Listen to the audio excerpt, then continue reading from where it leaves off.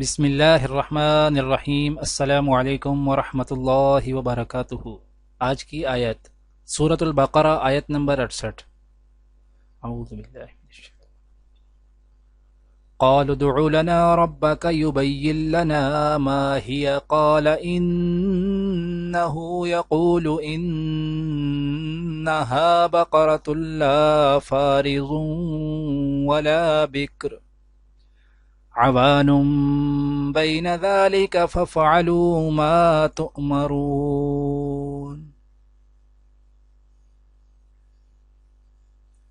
انہوں نے کہا کہ اپنے پروردگار سے التجا کیجئے کہ وہ ہمیں یہ بتائے کہ وہ بیل کس طرح کا ہو۔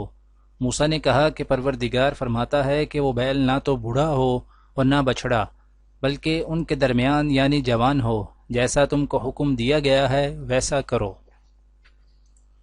آج کی دعا: ربنا هب لنا من ازواجنا وذرياتنا قرة اعين واجعلنا للمتقين اماما۔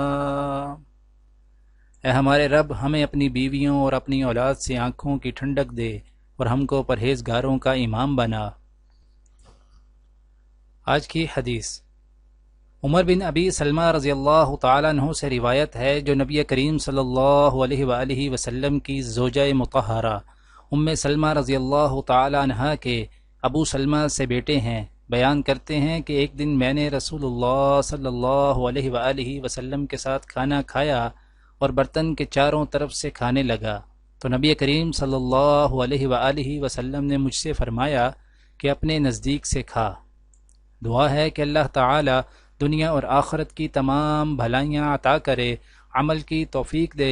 سبحان ربک رب العزت عما یصفون وسلام علی المرسلین والحمد للہ رب العالمین، آمین۔